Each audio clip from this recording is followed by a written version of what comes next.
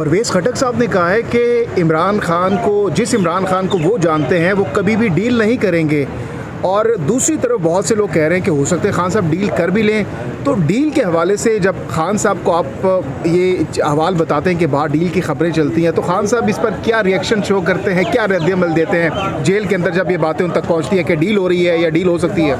खान साहब को ये बिल्कुल मसाका लिखता है। और ये मैं आपको बताऊं कि न सिर्फ ये कि परवेज़ इलाही साहब उसको जानते हैं, मैं समझता हूँ जिस इमरान खान साहब को पाकिस्तान जानता है, जिस इमरान खान साहब को लोग जानते हैं, जिससे सारी दुनिया जानती, वो इमरान खान साहब कभी डील नहीं करेंगे। 27 साल की स्ट्रगल इस पर्पज़ के लिए की है कि कानून की बालादस्ती हो, आइन की बालादस्ती हो, सुप्रीमेसी सिविलियन हो और पार्लियामान की बालादस्ती हो। इसी के लिए 27 साल स्ट्रगल करते रहे। वो समझते हैं कि कोई जुर्म नहीं किया उसने, उसको जेल में रखा हुआ है ताकि इस पर कंप्रोमाइज़ कर सके, जो वो कभी नहीं करेंगे। तो जेल के अंदर इन डील की खबरों पर उनका क्या रद्द-ए-अमल होता है? क्या कहते हैं वो जब उनको कहा जाता है कि बाहर डील की खबरें चल रही हैं? वो कहते हैं यही है कि ये डिसइंफॉर्मेशन है, उसको क्लियरली वो उसकी जो है ना तरदीद करो। बैरिस्टर गौर साहब ये बताइएगा, जब खान साहब को उतारा गया तो जो माजी करीब में पाकिस्तान के अंदर होता है कि कोई भी वज़ीर-ए-आज़म कुर्सी से उतरते तो मुल्क छोड़ के चले जाते हैं, तो क्या उसी तरह वो फिर डील के तहत वापस आते हैं? अगर अभी आपको देख रहे, अगर खान साहब डील नहीं करेंगे तो जेल के अंदर ही रहेंगे, तो फिर इसका रिजल्ट एट द एंड क्या निकलेगा? देखिए, डीलें बहुत हो गई है, जिसने करनी थी उन्होंने डीलें कर ली। और हमने अगर कोई डील करनी थी तो इतनी पार्टी नहीं चलानी थी, और डील अगर करनी थी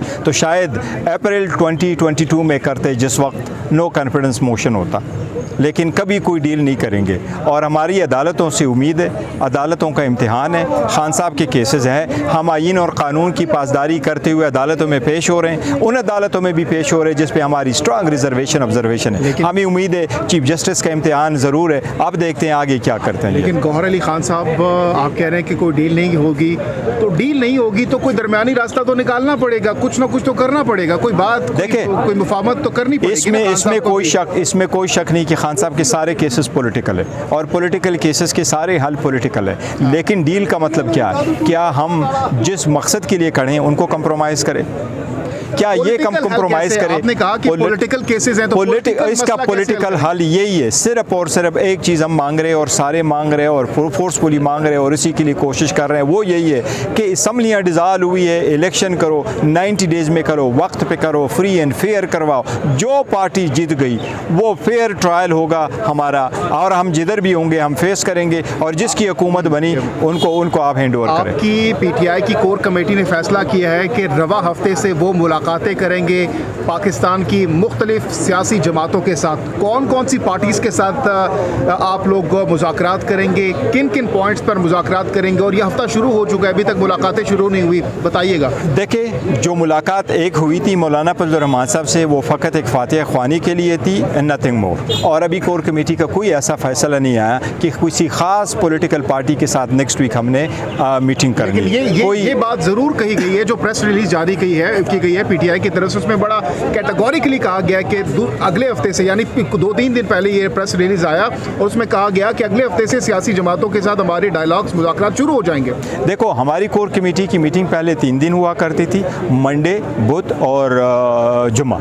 अब जुम्मा और मंडे को हमारी मीटिंग हुआ करती है, और कल भी हमारी मीटिंग हुई है। लेकिन ये बात ज़रूर है, पहले से हम कह चुके हैं कि सारे पॉलिटिकल पार्टी के साथ 1 पॉइंट एजेंडा पे बात हो सकती है कि इलेक्शन वक्त पे हो, सारी पॉलिटिकल पार्टी पार्टिसिपेट करे, सबको लेवल फ्लाइंग फील्ड मिले, सब पार्टिसिपेट करे फेयरली, और इलेक्शन फ्री, फेयर और ऑन टाइम हो। इस पर आपने ये बात जिस तरह आप जिक्र कर रहे हैं कि हम उनके साथ एक पॉइंट के ऊपर बैठ सकते हैं, तो खान साहब से मुतालिक ये खबरें गर्दिश कर रहे हैं कि खान साहब को जब हम कहते रहे कि बैठ जाए, खान साहब प्राइम मिनिस्टर थे, कश्मीर इशू के ऊपर नहीं बैठते थे, फ़लस्तीन के ऊपर उनको नहीं बिठाते थे, तो अभी खान साहब जेल के अंदर टूटने जा रहे हैं, और एक तरफ इशारा दे रहे हैं। अल्हम्दुलिल्लाह खान साहब किसी सूरत टूटने नहीं जा रहे, और ये हम ख्याली है इनकी, और उनका सोच है शायद कि ये खान साहब टूट जाएंगे। खान साहब कभी नहीं टूटे। जहाँ तक ये कहते हैं कि हम पहली बात नहीं करना चाह रहे थे, हम पहले दिन से हुकूमत में हैं, तब भी हम उनको बुलाते थे, हम हर चीज़ में कंसल्ट करते थे। ये इनारो मांग रहे थे, इनको जब भी कहो आप आ जाओ, ये वाइटल इंटरेस्ट है, उस पर आप बैठ जाएं,